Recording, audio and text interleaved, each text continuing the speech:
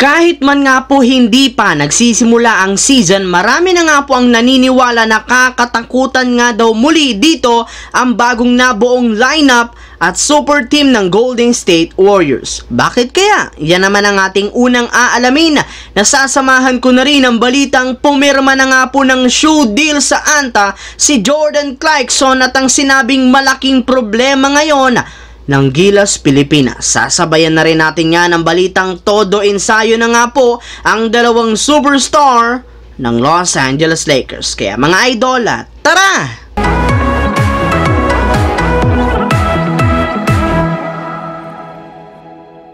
Ang videong ito mga idol ay hatid sa inyo ng Aurora Game, isang play-to-earn mobile app na kung saan pwede kang kumita habang nag-e-enjoy ka. Maraming mga games dito mga idol gaya ng Color Game na alam kong siguradong mananalo kayo. Dragon versus Tiger na simple lang, pipili ka lang kung Dragon ba o Tiger ang mananalo. Meron ding Toss a Coin na alam kong alam nyo na at marami pang iba. Sobrang dali lang mag-register, gamit lang ang iyong mobile number, hintayin ang verification code at gumawa ng password. Madali lang din mag-cash in at pag panalo, cash out agad gamit ang iyong GCash account. Kaya ano pang hinihintay nyo mga idol? Mag-download na at manalo. Nasa comment section ang link para makapagsimula na kayo. Bagamat man kalalabas pa lang ng full game schedule ng Golden State Warriors sa darating na 2023-2024 NBA season, isa na nga po ang kanilang team sa itinuturing ngayon na top contender sa Western Conference. At dahil nga ito sa kanilang nabuong super team ngayong off-season.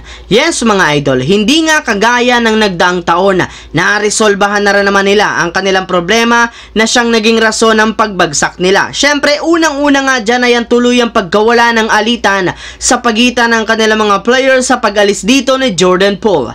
Dyan pa lang, kota na nga daw agad ang koponan ng Golden State Warriors, gayong wala na nga pong pipigil pa sa kanilang team na ipakita ang kanilang tunay na lakas. Syempre, bukod nga po dyan, nariyan na rin naman nga daw si Chris Paul na magbibigay ng bagong timpla sa kanilang opensa at sa kanilang ginagawang play. At higit sa lahat ay ang pagkakaroon nila ng isang stretch 5 na merong shooting sa katauhan ni Dario Saric na siyang kulang nila last season. Kaya gamit nga po mga idol ang bagong lineup ng Warriors, di na nga po nakakabigla kung magdodomina at kakatakutan muli sila ng kanilang mga makakalaban. Samantala, pumunta naman tayo sa ating sunod na pag-uusapan sa balitang pumirma na nga po ng shoe deal sa Anta si Jordan Clarkson at ang sinabing malaking problema ngayon ng Gilas Pilipinas. Bago pa man nga po mga idol magsimula ang closed door exhibition game ng Gilas Pilipinas kahapon o kagabi kontra sa Montenegro, may lumabas nga pong balita na pumirma na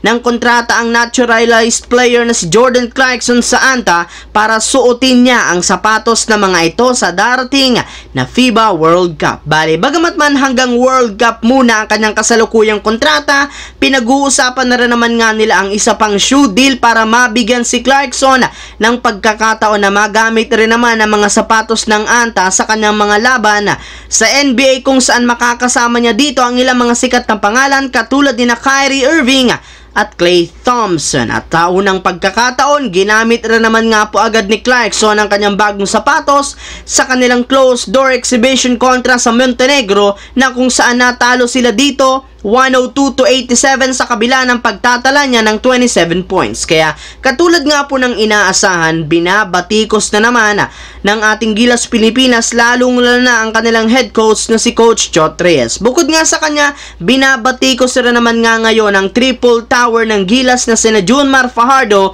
AJ Edu at Kai Soto na pare-pareho nga daw na nag-struggle kumpara kay Fajardo na merong desenteng puntos at hindi nakapalag ang dalawa na sina Kai Soto kontra sa mga big man ng Montenegro na sobrang nagdomina.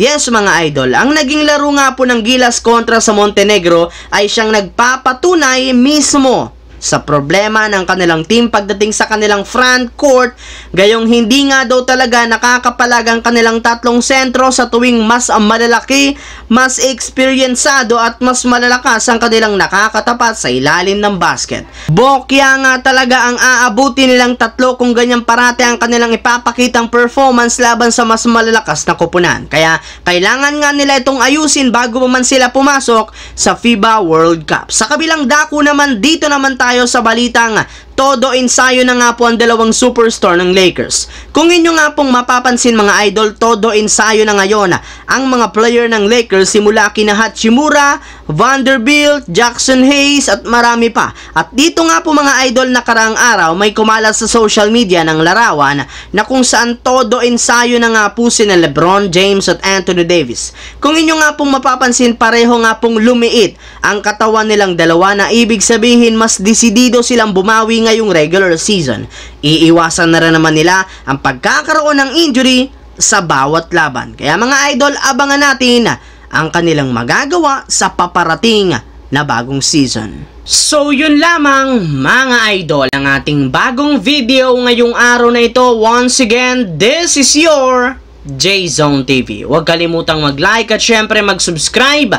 Pindutin ang notification bell sa akin channel para lagi kayo maging updated at laging ma-notify sa mga videos na inilalabas ko. I-follow, bisitahin at i-like ang ating Facebook page, J-Zone TV. Maraming salamat mga idol.